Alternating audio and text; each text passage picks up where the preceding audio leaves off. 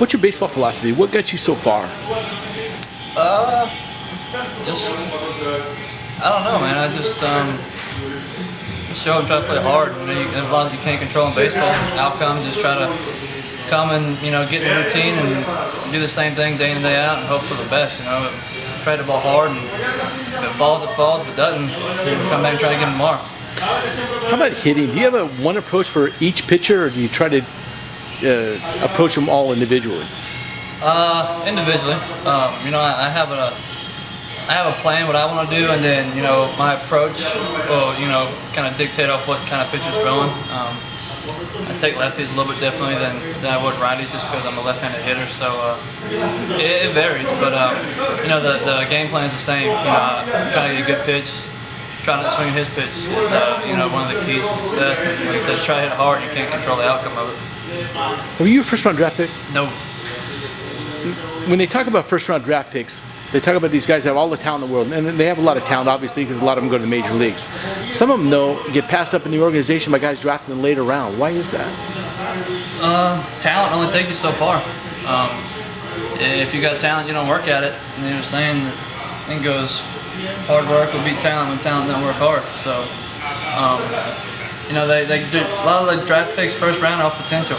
What they could be, or what they could form into, and not everybody reaches what their potential or what people think they're going to do. So, just some of the guys get swept under the rug a little bit. I wasn't a high pick, but there's a lot of guys that got drafted before me that are out of baseball, and there's a lot of guys that got drafted behind me that are in the big leagues now. So it's just kind of one of those things.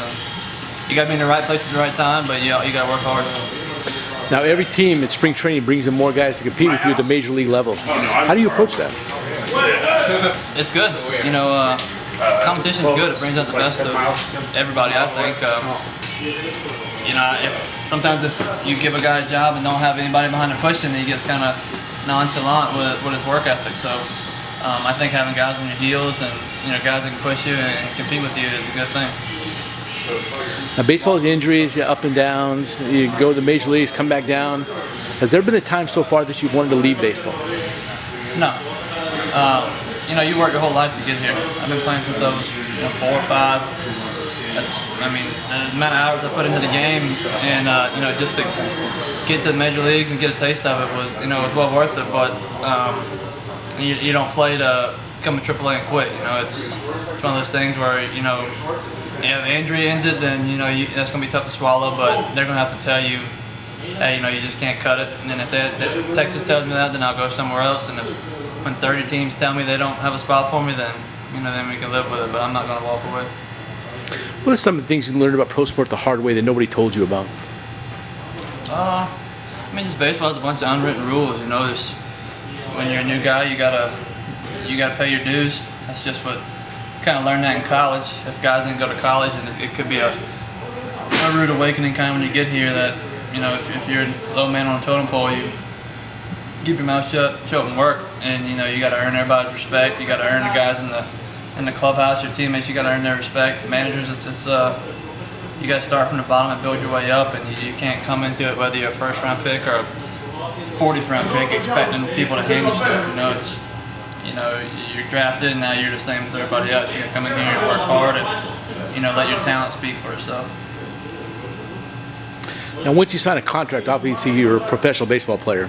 But was there a moment that you realized you were going to play professional baseball? I'd probably say during one of my summer balls in college, I played in the what's the league called?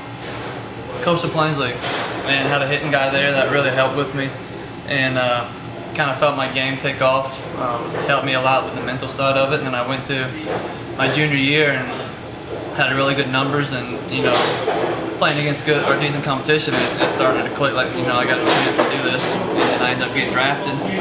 And then just first year in New York Penn League, I made the All-Star team, and then it was kind of made me feel like I belonged. And ever since then, it's been everything's been on the ball.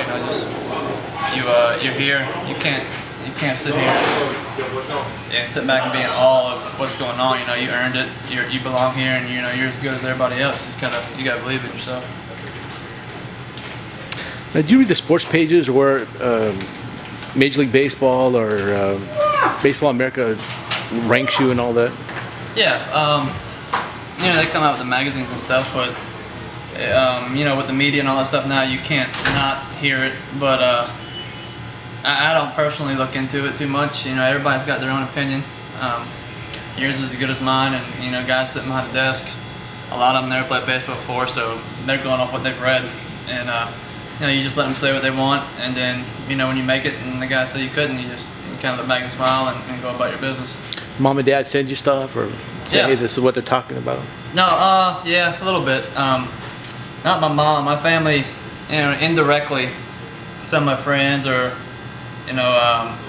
aunts, cousins, whatnot, they'll read stuff and relay the information to them, and then it'll get back to me. But they try to stay out there. We're simple people. We don't go in and read into that much stuff. But every now and then they'll say, hey, well, so and so said they saw an interview, you did this, and it's part of the game. With the fans yelling at you and screaming, how do you handle that? It doesn't bother me at all. When you're on the road, you got to expect that, and sometimes when you're home, you got to expect that. If you're not playing good, they're going to get on you. And like you said, some of them don't know any more about baseball than the next guy. So some of the stuff they're yelling at you, they're ignorant. But it's fun.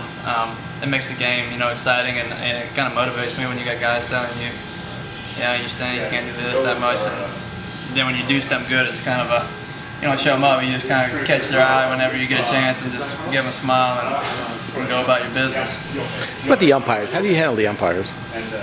Can't change them. They're going to be here. You get a bad rep with them, it's going to follow you. So I just,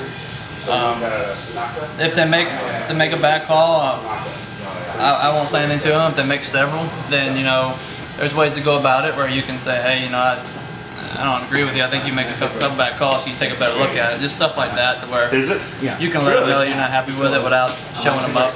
You don't got to stop the game. Just keep your head down, say something to them, and a lot of them will respect that. It's just when you get when you stop the game and try to show them up. They're humans just like everybody else. They don't like being showed up. So just tell them, hey, you can work on doing this a little better or something like that, or is that as far as it's going to go? Just stuff like that, and it's a general respect that have between us and umpires, so it's not bad. Would you tell a high school kid if he came to you and asked you about professional baseball? Yeah, you just gotta. It's not a high school ball anymore. When you get into high school, you go from high school to college. It's more intense, and but high school is more of